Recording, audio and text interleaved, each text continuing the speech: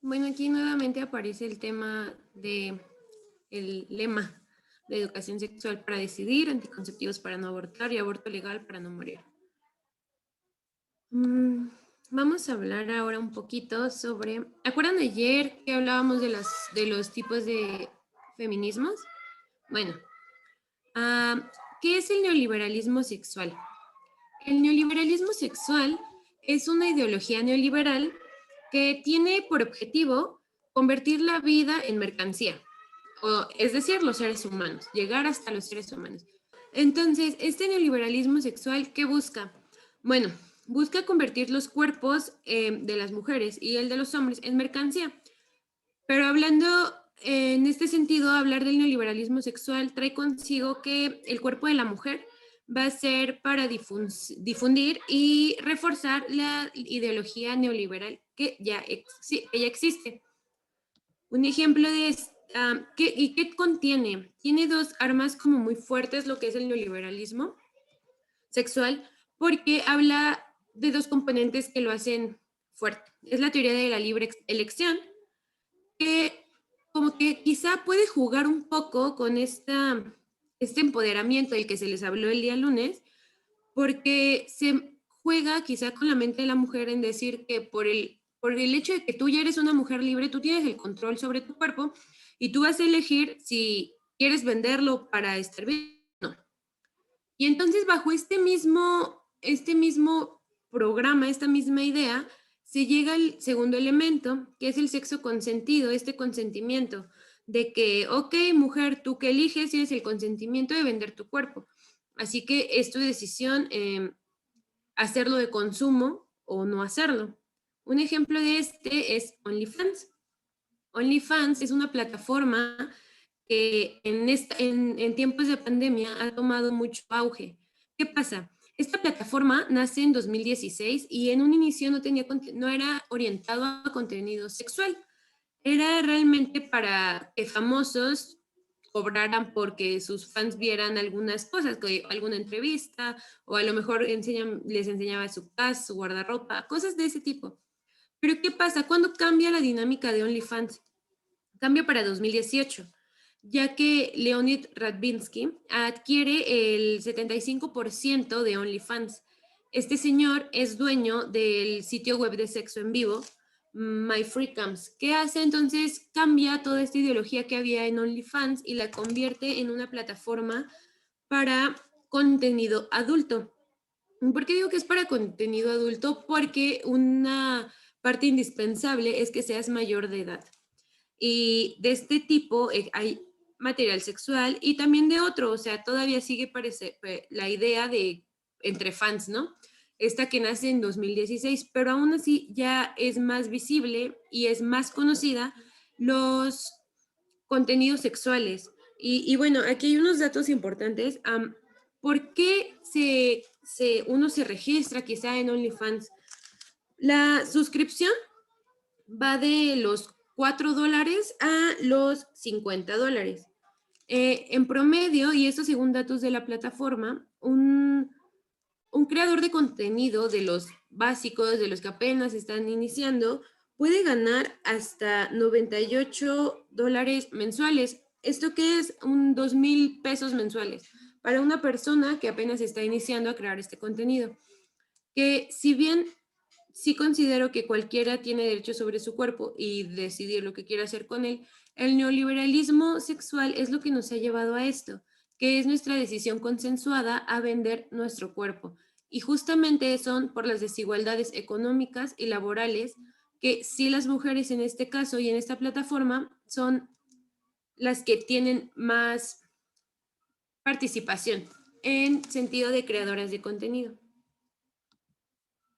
La pornografía es también un problema importante porque no trae consigo únicamente lo que es el porno, sino también la trata de personas, la pornografía infantil y la explotación sexual.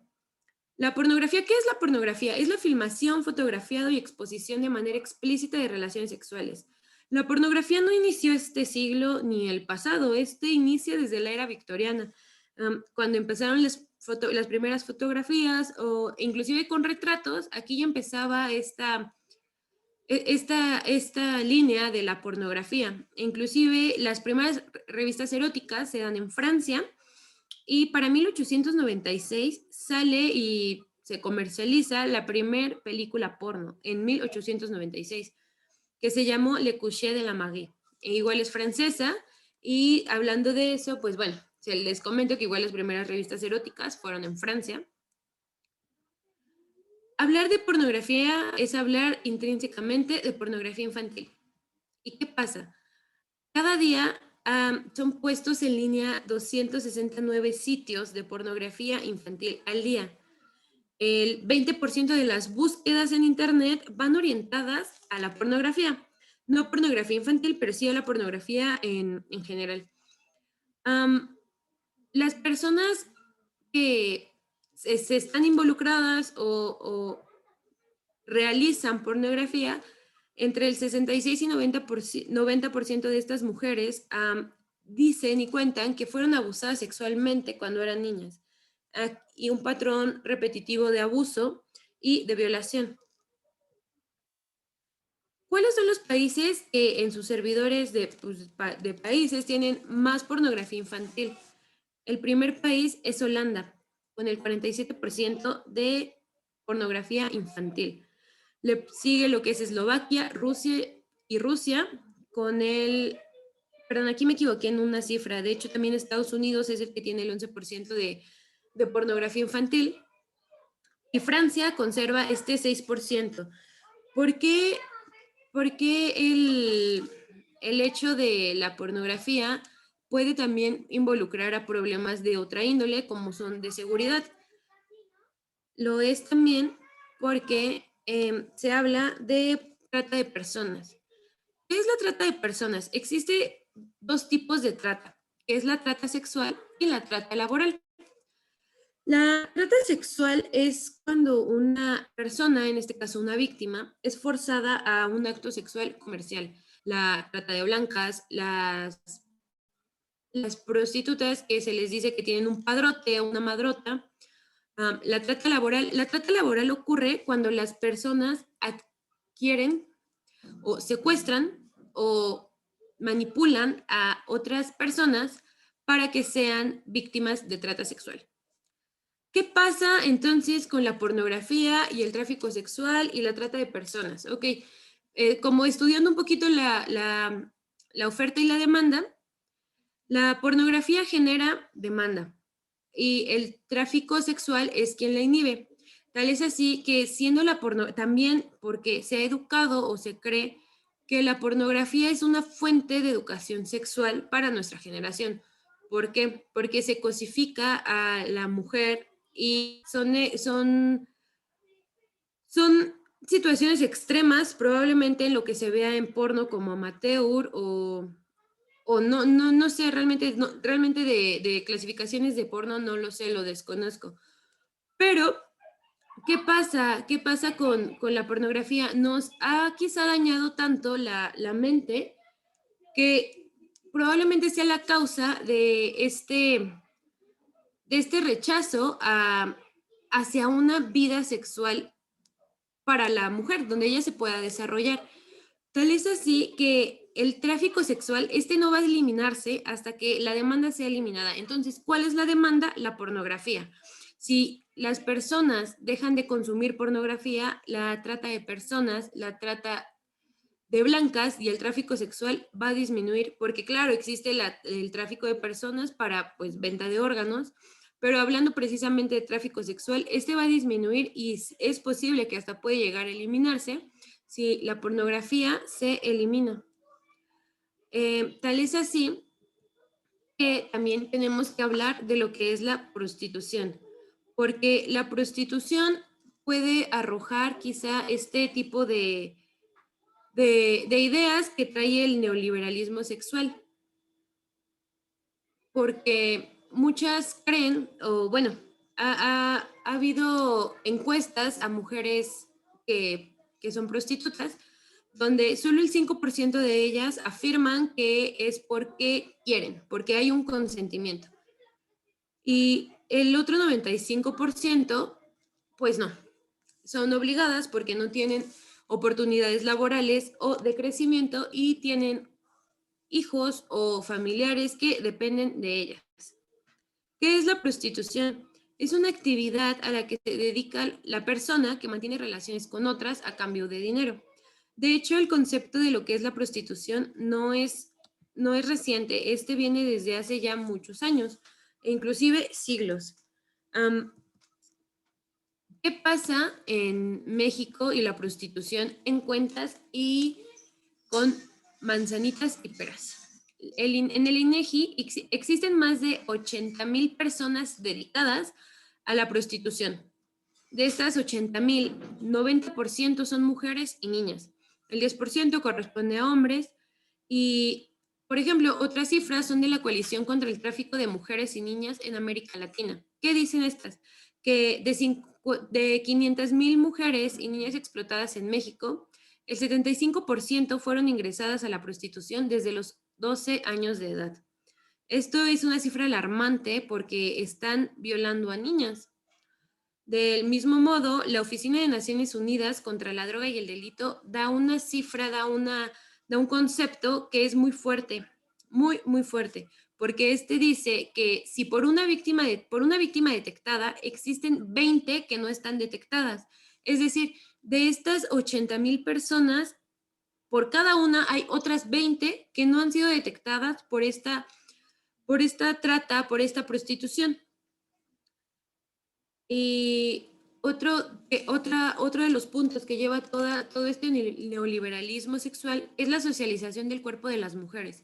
Bueno, el entender la socialización del cuerpo de las mujeres, hay que entenderlo primero como qué es la socialización, qué lleva o qué trae consigo.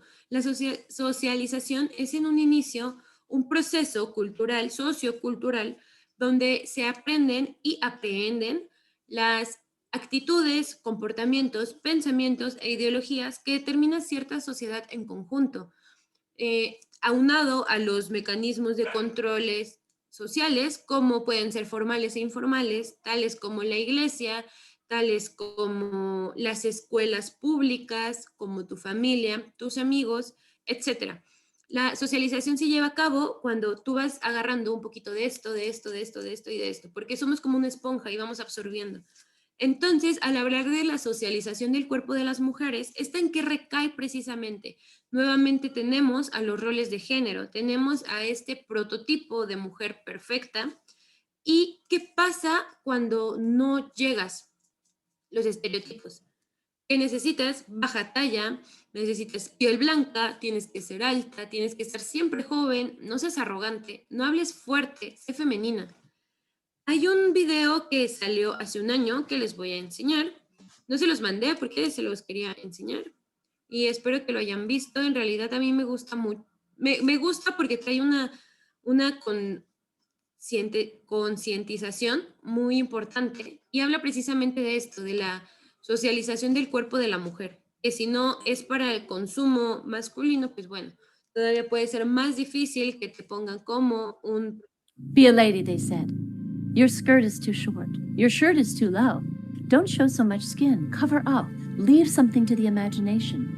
Don't be a temptress. Men can't control themselves. Men have needs. Look sexy. Look hot. Don't be so provocative. You're asking for it. Wear black. Wear heels. You're too dressed up. You're too dressed down. You look like you've let yourself go. Be a lady, they said. Don't be too fat. Don't be too thin. Eat up. Slim down. Stop eating so much. Order a salad. Don't eat carbs. Skip dessert. Go on a diet. God, you look like a skeleton. Why don't you just eat? You look emaciated. You look sick. Men like women with some meat on their bones. Be a size 0. Be a 00. Be nothing. Be less than nothing. Be a lady, they said. Remove your body hair. Bleach this, bleach that. Eradicate your scars. Cover your stretch marks. Plump your lips. Botox your wrinkles. Lift your face. Tuck your tummy. Perk up your boobs. Look natural. You're trying too hard. You look overdone. Men don't like girls who try too hard. Be a lady, they said. Wear makeup. Highlight your cheekbones. Line your lids. Fill in your brows. Lengthen your lashes. Color your lips. Powder, blush, bronze, highlight. Your hair is too short. Dye your hair, not blue. That looks unnatural. Look young. Old is ugly. Men don't like ugly. Be a lady, they said. Save yourself. Be pure. Don't be a whore. Don't sleep around. Men don't like sluts. Don't be a prude. Don't be so uptight. And smile more. Pleasure men. Be experienced. Be sexual. Be innocent. Be dirty. Be the cool girl. Don't be like the other girls. Be a lady, they said. Don't talk too loud. Don't talk too much. Don't be intimidating. Why are you so miserable? Don't be a bitch. Don't be so bossy. Don't be so emotional. Don't cry. Don't yell. Don't swear. Endure the pain. Don't complain. Fold his clothes. Cook his dinner. Keep him happy. That's a woman's job. You'll make a good wife someday. Take his last name. You hyphenated your name? Crazy feminist. Give him children. You don't want children? You will someday. He'll change your mind. Be a lady, they said. Don't get raped. Don't drink too much. Don't walk alone. Don't go out too late. Don't dress like that. Don't get drunk. Don't smile at strangers. Don't go out at night. Don't trust anyone. Don't say yes. Don't say no. Just be a lady, they said.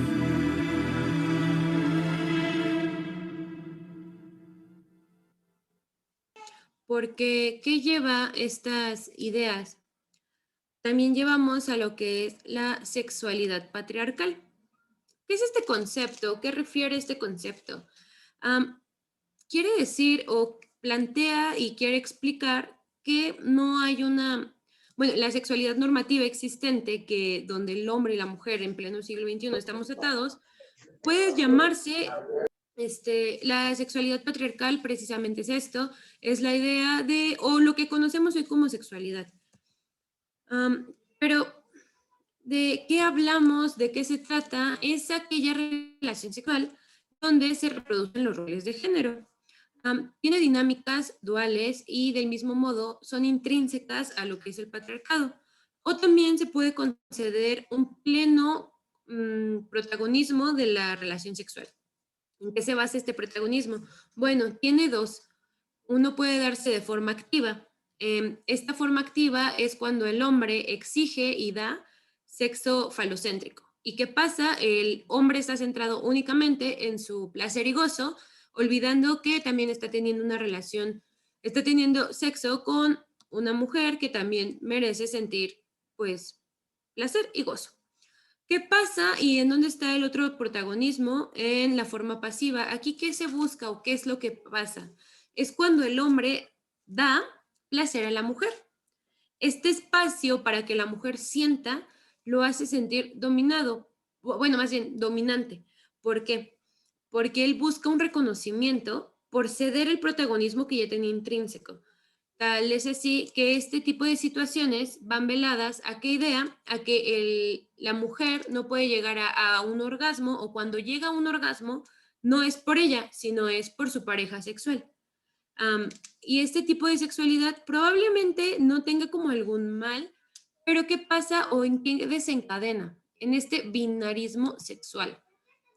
El binarismo sexual habla nuevamente de la cosificación y del valor que la mujer tiene para con su vida sexual o por su vida sexual.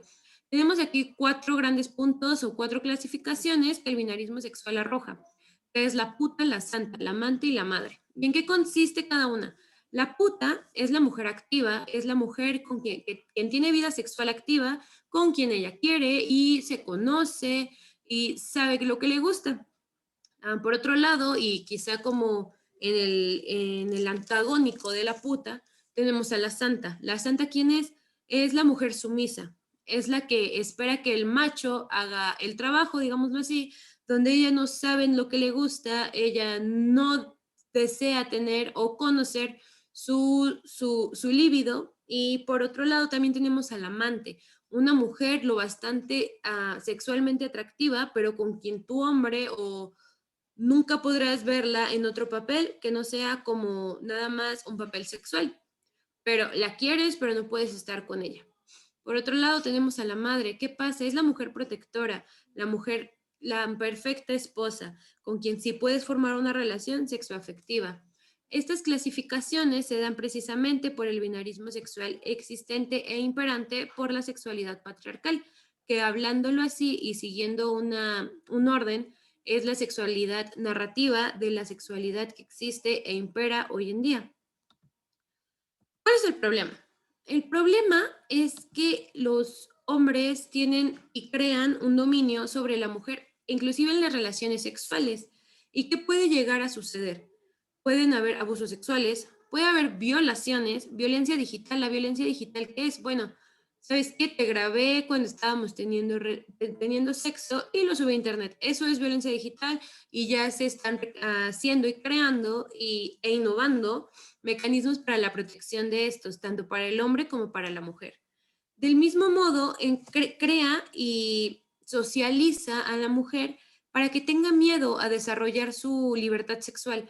¿En qué sentido? En que ella no llega a tener satisfacción completa tras el coito o tras alguna situación de índole sexual. Por este hartazgo y recelo y imposibilidad que el hombre le ha dado con sus antiguas parejas sexuales. Y eso es todo hablando de lo que es el neoliberalismo sexual, el problema de la prostitución, la pornografía, la trata de personas y lo que arroja una sexualidad normativa y patriarcal.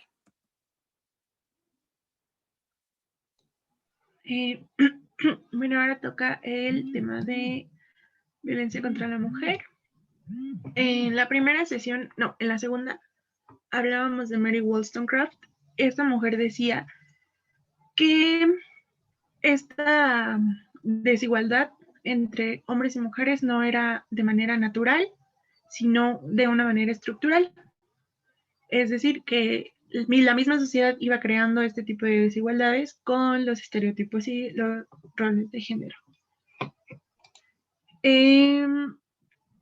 Ahora sí, le voy a pedir a alguien que me ayude a leer el artículo 5º, fracción 4ª de la Ley General de Acceso a las Mujeres a una vida libre de violencia a las mujeres. Cualquier acción u omisión basada en su género que les cause daño o sufrimiento psicológico, físico, patrimonial, económico, sexual o la muerte tanto en el ámbito privado como en el público. Vamos a recoger todos estos tipos de violencia, pero quiero hacer una mención importante, no diciendo que una es menos grave que la otra. Todas son igual de graves. Y este tipo de violencia es una consecuencia de la discriminación que muchas mujeres hemos sufrido a través de las leyes o algunas prácticas que persisten por razones de género. Todos estos tipos de violencia son un cambio, no son un cambio, son un parteaguas para que nos demos cuenta que algo está mal y que debemos hacer un cambio. Bueno, les voy a hablar de los tipos de violencia. Eso ya pasó. El primero de ellos es la violencia económica. Esta dice que es una pérdida de recursos económicos mediante la limitación de los mismos. Aquí las mujeres no pueden tener propiedades o hacer uso de su dinero o de sus derechos patrimoniales, ¿no? Este tipo de violencia es más común como en la familia, en un matrimonio heterosexual. No porque digo que un matrimonio homosexual no lo sea, pero es más común en un matrimonio donde hay un hombre y una mujer. Este tipo de actos son los que van a generar limitaciones económicas con la intención de controlar el dinero de la mujer o privar de medios económicos para vivir de una vida autónoma e independiente. Un ejemplo que nos daba Jim en la sesión pasada cuando hablábamos de violencia económica fue cuando este matrimonio se divorcia, se separa y la mujer quiere pedir una pensión alimenticia para su hijo. Y muchas veces los hombres son, digámosle, astutos y le dicen a su patrón o a su jefe que les extienda una carta donde les diga que gana muchísimo menos de lo que percibe realmente para que esta pensión pues no tenga el alcance que necesita. La segunda es violencia laboral. Esta es ejercida por un vínculo de jerarquía impidiendo su desarrollo laboral e incluye el hostigamiento. Este tipo de violencia pues se da en la vida laboral, en el trabajo, Y era lo que comentábamos en la primera sesión, era que había conseguido ese puesto porque se había acostado con el jefe, o incluye muchísimo hostigamiento sexual de parte de compañeros o superiores.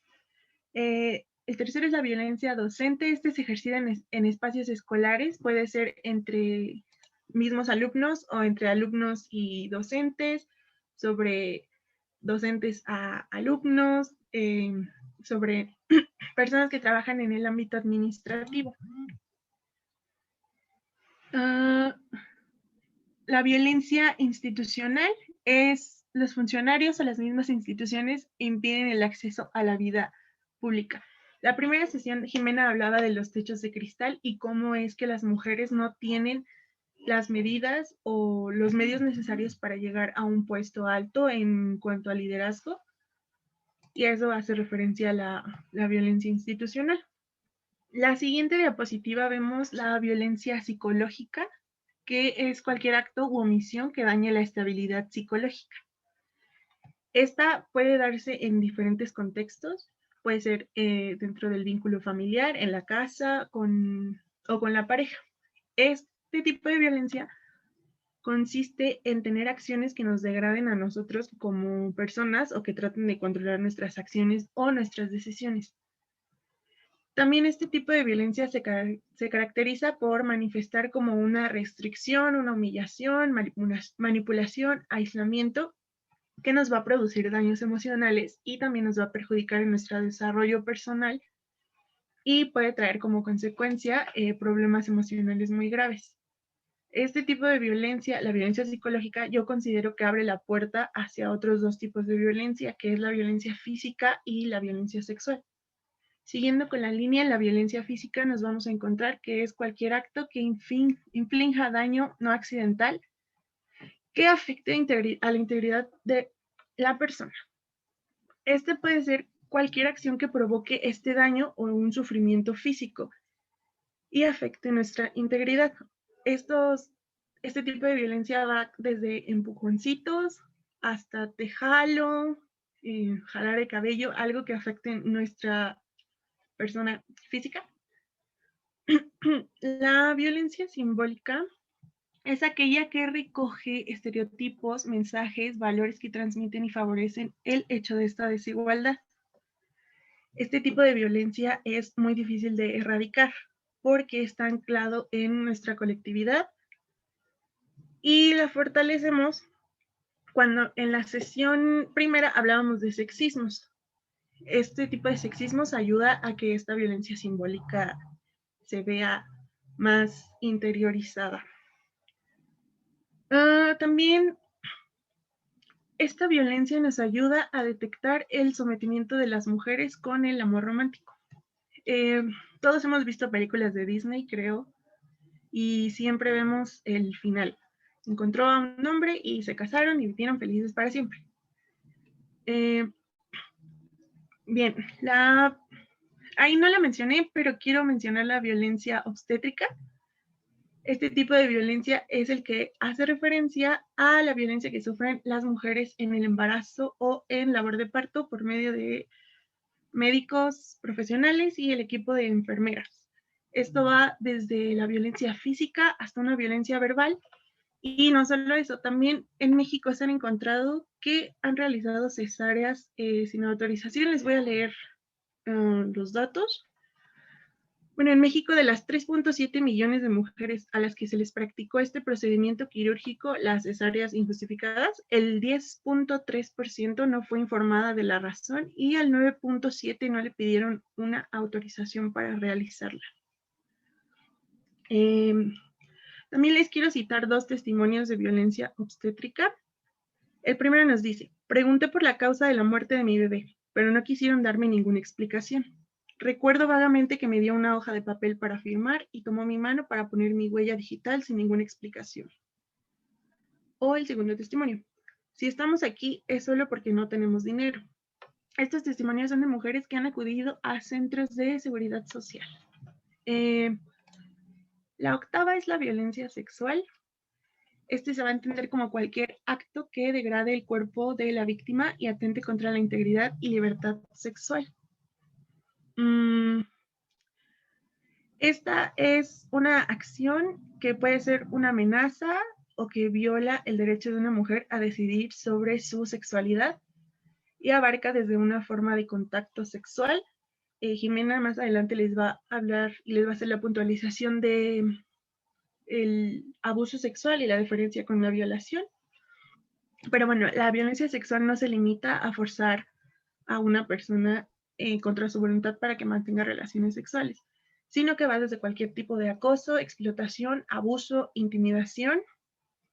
Y bueno, respecto a la violencia sexual, ayer les pedí que tuvieran el Código Penal Federal. Artículo 265. Ujú. Comete el delito de violación quien por medio de la violencia física o moral realice cópula con persona de cualquier sexo. Se le impondrá prisión de 8 a 20 años. Sí, síguelos. Para los efectos de este artículo, se entiende por cópula la introducción del miembro viril en el cuerpo de la víctima por vía vaginal, anal u oral, dependientemente de su sexo. Se considera también como violación y se sancionará con prisión de 8 a 20 años al que introduzca por vía vaginal o anal cualquier elemento o instrumento distinto al miembro vitril por medio de la violencia física o moral, sea cual fuere el caso del ofendido. Muchas gracias, Paula. Bueno, este capítulo es el capítulo primero del Código Penal Federal, que se llama Manifestaciones de la Violencia Sexual. Estas manifestaciones abarcan desde el artículo 259 bis hasta el artículo 266 bis, donde tratan temas sobre acoso sexual, hostigamiento, abuso sexual y violación. Bueno, siguiendo con la otra diapositiva.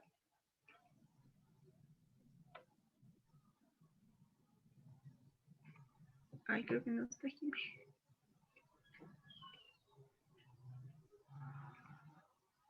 Bueno, me gustaría, ayer les hicimos un énfasis de que hay muchos tipos de violencia, pero nos queríamos centrar más en la violencia sexual porque es la que tenemos más normalizada e interiorizada. Y me gustaría leerles algunos comentarios sobre un post en Facebook que hablaba sobre el consentimiento. El tema es, si una mujer dice no, significa no, aunque esté desnuda. Y varias personas dijeron, si está desnuda es una buscona, los hombres no son de palo. Y si le meto unos vergazos y hago que diga que sí a la fuerza, Nel, si ya pagué lo del hotel, ya se chingó. Una vez un sabio dijo, las mujeres siempre dicen que no, la tienen adentro y siguen diciendo que no.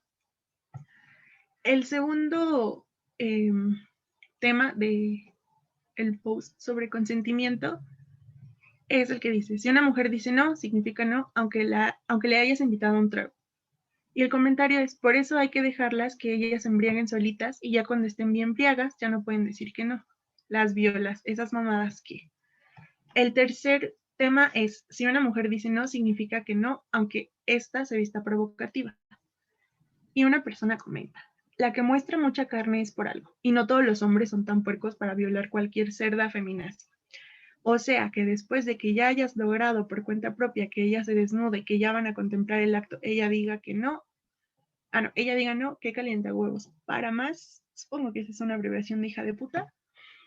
Y la siguiente diapositiva vamos a hablar de tipos de violencia. Vamos a abarcar la violencia en pareja, que es la violencia que sufren las mujeres en su entorno socioafectivo.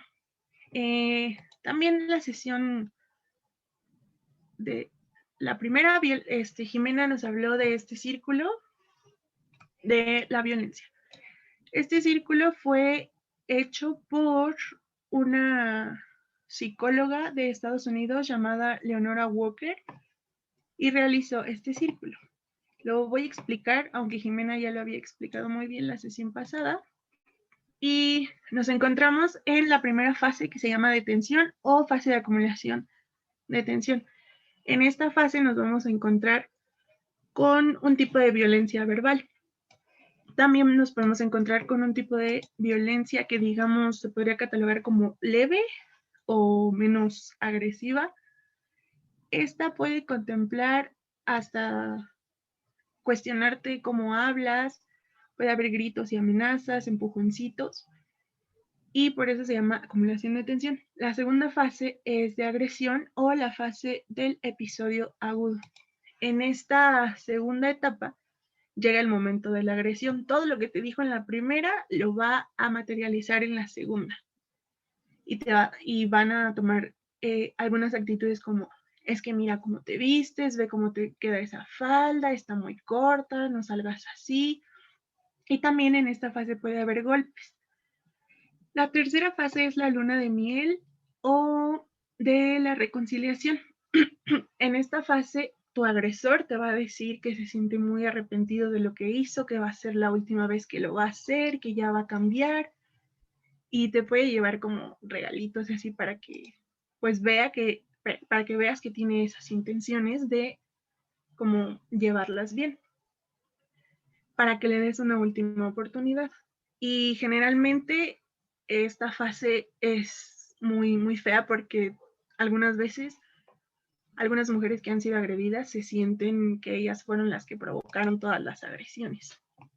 En la siguiente diapositiva vamos a ver el violentómetro. Perdón. Este tipo de violencia es la violencia en pareja. Es importante que la podamos identificar desde el círculo que les mostré anteriormente, porque aún estamos a tiempo. Y a tiempo me refiero a identificarlo desde sus inicios. Desde la primera vez que te prohíbe salir a algún lado, desde la primera vez que te critica cómo te vistes, es muy importante que la detectemos. Pero también es muy importante que si conocemos a alguien que está en este tipo de situación, no lo juzguemos. No lo juzguemos o no la juzguemos, porque muchas mujeres están emergidas en este tipo de violencia y siguen ahí por temor a su vida, o si hay hijos de por medio, por temor a la vida de los hijos. Este tipo de violencia, en el círculo que les mostré, es un espiral que se va haciendo así, como más chiquito, más apretado, hasta que llega un momento en el que alguna de las dos personas explota.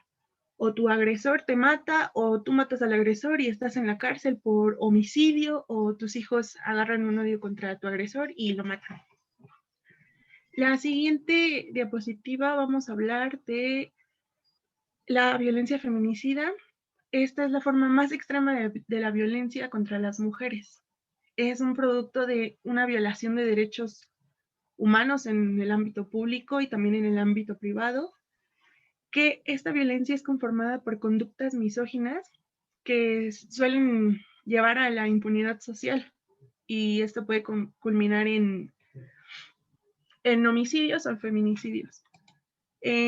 Hay un ejemplo que les puede parecer muy burdo, no sé si todos conozcan a un cantante de banda que se llama Gerardo Ortiz.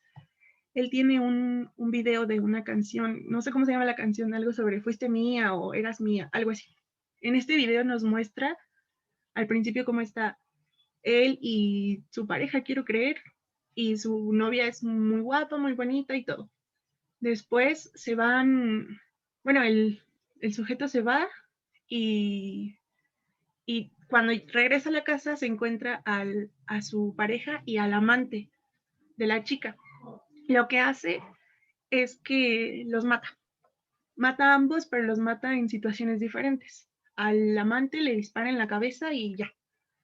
A la chica la arrastra, la jala, abusa de ella, y no como una forma de violación, sino como tocamientos que ella no consiente, la besa, y por último la avienta en la cajuela de su carro, se lleva su carrito, lo deja como en un lote baldío, digamos, y le prende fuego al carro.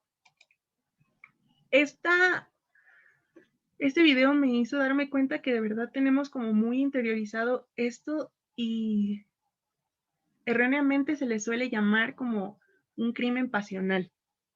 La mató porque la quería mucho y no soportaba ver que otro hombre estuviera con ella. Esto es lo peor que podemos hacer, llamar a un feminicidio como un crimen pasional. En las próximas sesiones vamos a ahondar un poco más en este tema, pero solo les adelanto que el feminicidio se va a catalogar así por el Código Penal cuando hay razones de género.